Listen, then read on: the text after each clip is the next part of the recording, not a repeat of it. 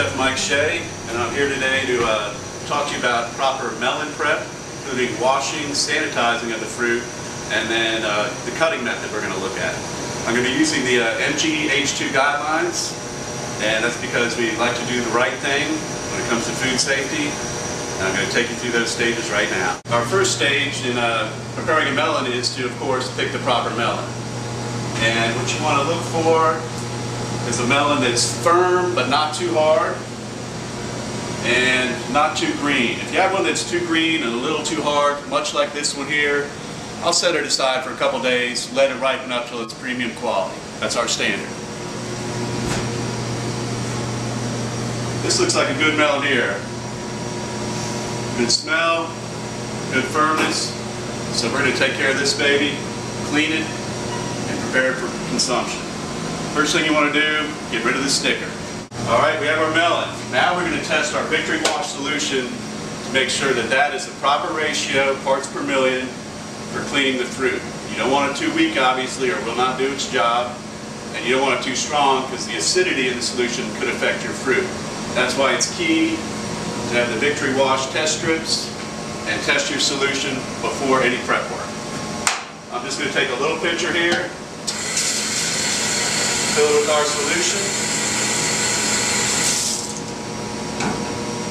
and then we'll try a little test strip.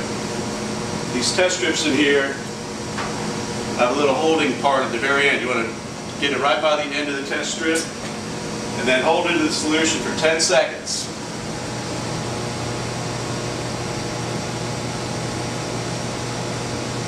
And then we'll take it out and we're going to compare it to our chart to make sure it's accurate. See how it looks here. There's our color matchup. It's pretty good. It's about 85 parts per million.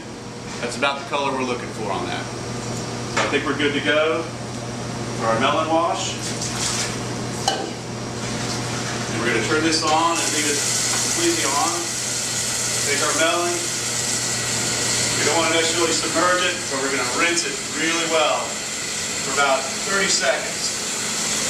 If you have any fruit that has heavy residue or dirt on it, you want to get your vegetable brush, designated vegetable brush, and scrub any of the dirt off of there.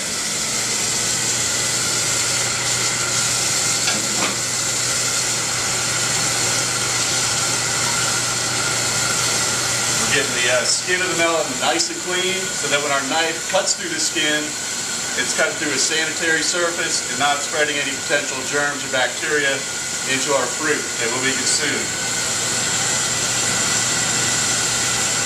29, 30, there we go.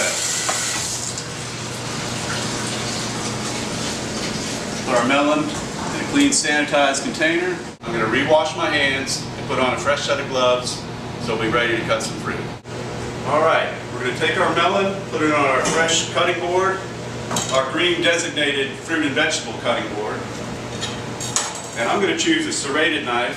It's excellent for peeling the contour, fits right to the contour of the melon with very minimal waste. I can start, lay the melon on its side, cut one end off, and then trim the other end off. Put it up on the flat side, and now here's where the serrations of the knife come in handy. I'm going to follow that contour of the melon all the way around to the base, trimming the skin, yet as little of the fleshy fruit as possible. Okay, now we want to go around. There might be a few green edges on there. We want to get rid of those. Any other pieces of rind that may be on there, we're going to just clean those up a little. Looking pretty good.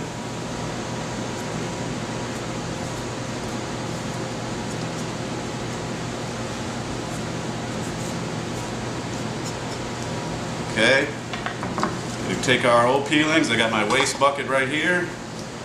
Alright, now that we've peeled our melon, we're going to give it another rinse just to ensure food safety. That is our standard, and it's the right thing to do. Nice cool running water.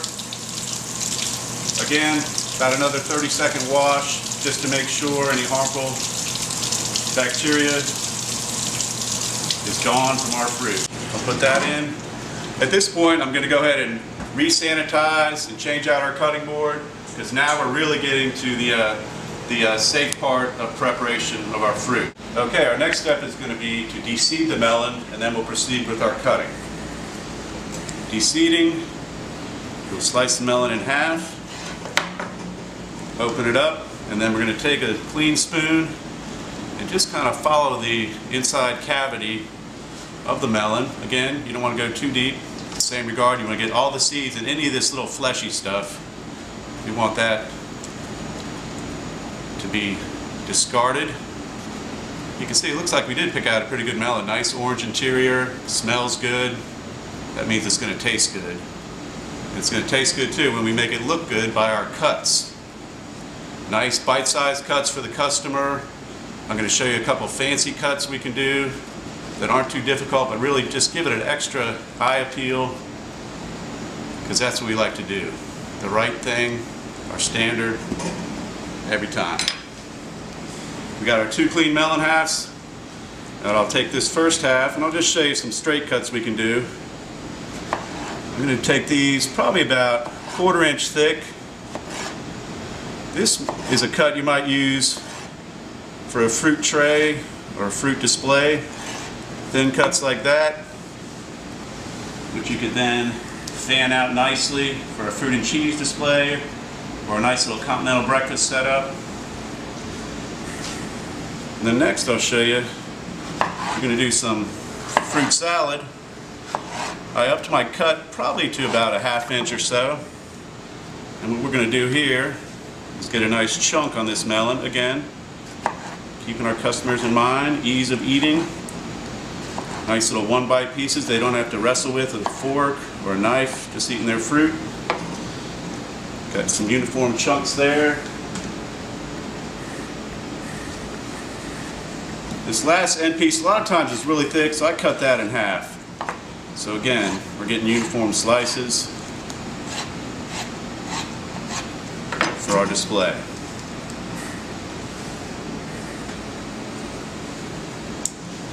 Alright, with this other half, I'm going to use what is called a couple different things. A fancy cutter, a waffle knife, and it's just a nice little decorative cut that you can put on your melon. The straight up and down cut gives you good consistency on thickness. And again, I'll show you the little different look you get on your display here.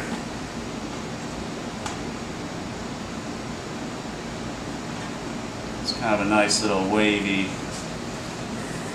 little grain to the melon. You can see the different smooth and grainy, just a different texture look, different eye appeal.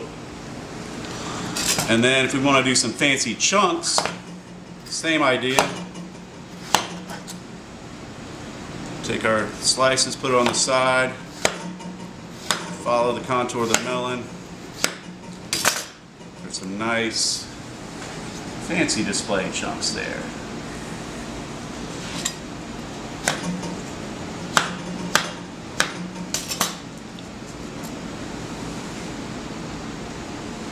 And then, as is our standard, we never want anything just sitting there plain. We want to have a couple decorations on there, add some color to the plate.